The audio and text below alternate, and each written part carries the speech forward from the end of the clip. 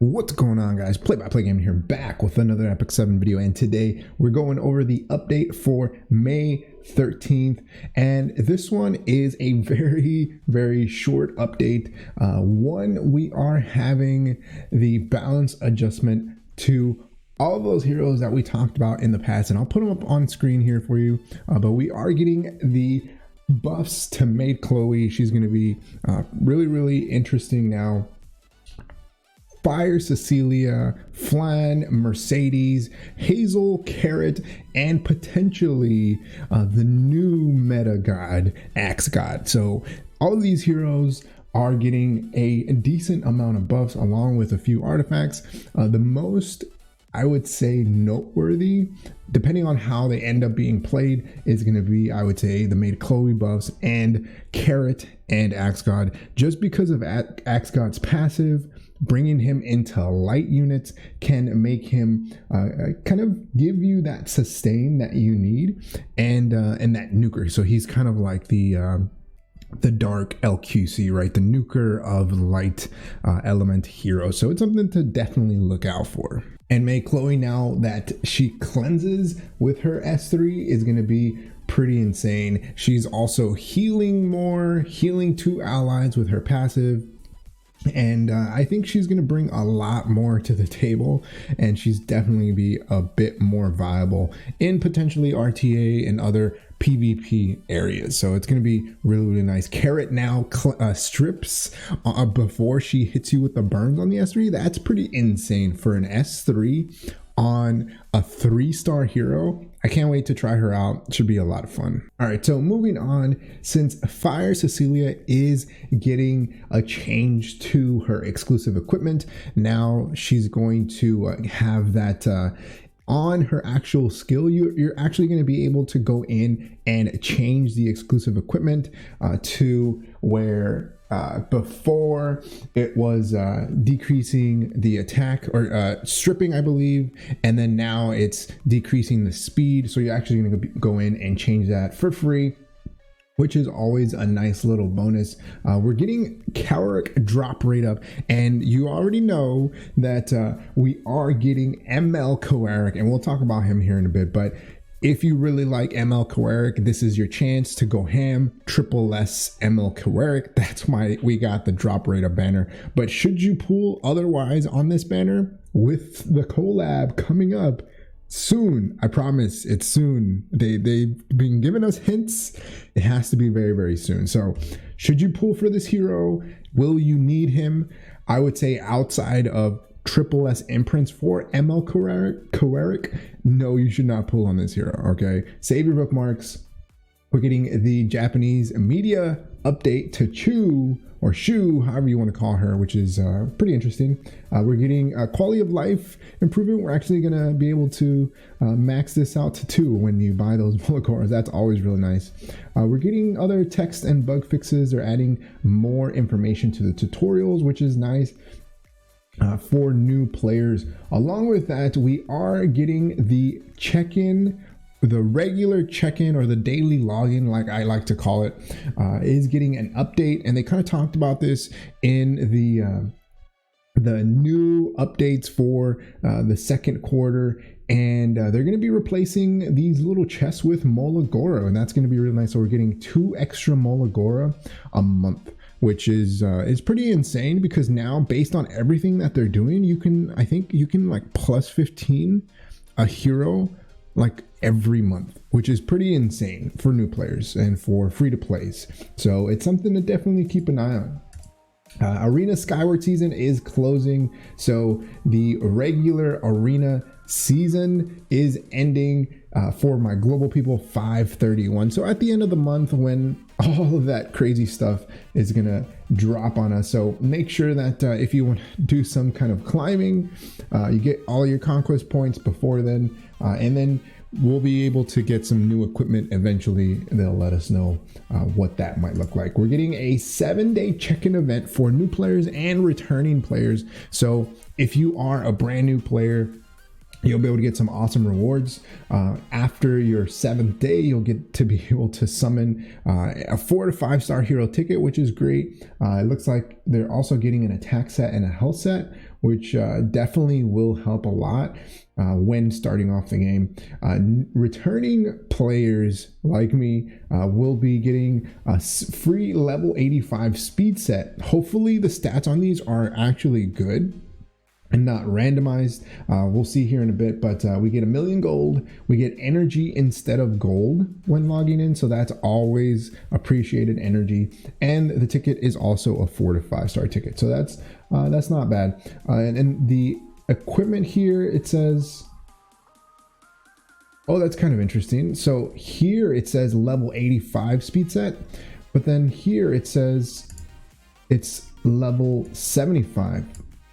So that's kind of, we'll see what they do. It's probably 85, but it does say that the equipment substats are random.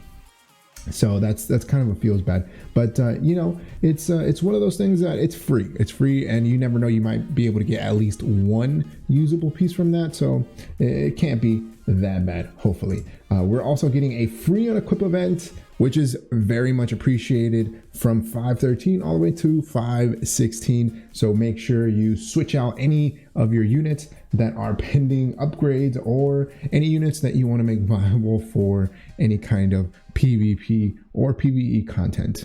All right, here we go. What we've all been waiting for, Mediator Kawerik, ML Kawerik. Let's check him out.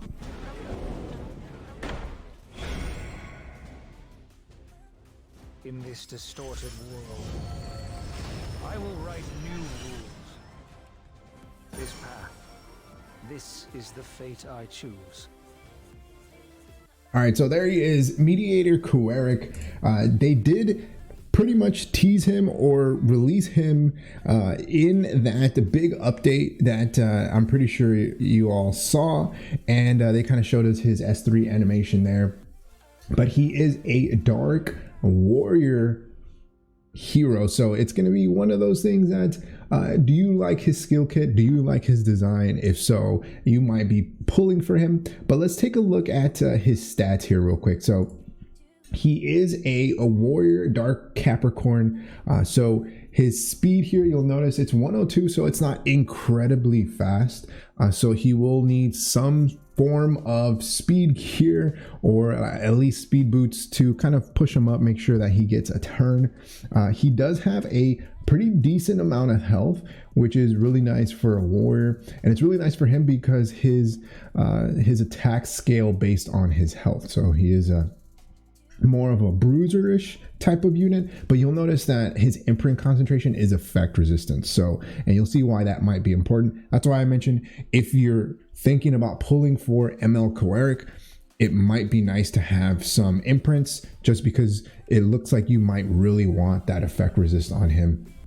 So let's take a look at his S1 here. Okay, let's take a look at his S3 here. Nature Restoration restores balance that has been destroyed, dispelling all debuffs from all allies and granting increased attack and immunity for 2 turns. So he pretty much cleanses, gives everybody attack and immunity for 2 turns. So that seems fairly nice to me, especially if you don't have a cleanser on your team, or if you want to go a bit more aggressive. Since he is a warrior, he's not a soul weaver. This kind of reminds me of DJ Bazaar, except DJ Bazaar gives CR push and healing, and I believe DJ Bazaar, his buffs are 3 turns.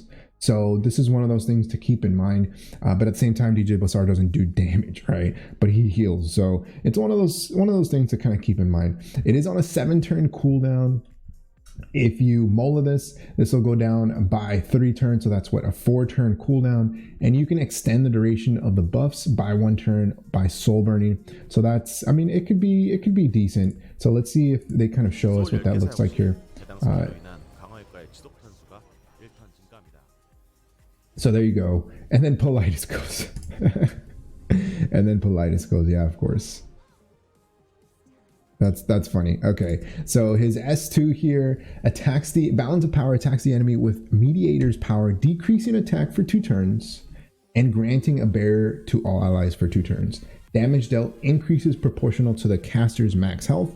Barrier increases proportional to the ally's max health. So this is on a 4-turn cooldown, -1 turn, so that's a 3-turn cooldown for his S2. And since he is a warrior, you're going to want to max all of these out, right? You're going to want him high HP to be able to do at least some damage. So he's going to build kind of like a support bruiser, maybe something along those lines. You're definitely going to want max molas on him just to maximize the damage. He's going to need high health, high HP, at least some decent amount of speed, maybe like 200 plus speed, 215 speed, just so that he can go after maybe the strips and the provokes. But at the same time, he's going to want effect resistance, right? So that he doesn't get debuffed, he doesn't get provoked, he doesn't get stunned. So it's one of those things to kind of keep in mind. The cool thing about it is that his S2 is not a passive. So it's not a passive, so a Meru, things like that. We'll see it here. And so there you go. He did what? Decent amount of damage. Oof, he did 2,400 damage and he has 19k HP. So yeah, that doesn't seem like a lot of damage. And they're also bringing him in against a pretty tanky team, right? The Landy's there to do damage, so he's there to support pretty much the Landy, right? Cleanse the Landy, and then probably take out an RB there. So it's one of those things to kind of keep in mind. And his S1 here, Retribution, dashes toward the enemy to attack, increasing combat readiness of the ally except for the caster with the highest combat readiness by 10%. Damage dealt increases to the proportional, to increase proportional to the caster's max health. So again, health, damage, scaling, bruiser. So you're going to want him high HP, max molas for sure.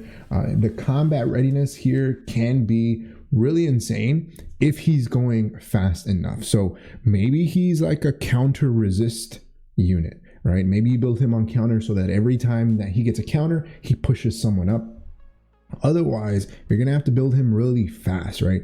Because if you don't build him fast, he's not going to get his S1 off and he's not going to push someone up. So as you can see there, pushes up the Landy and then she goes.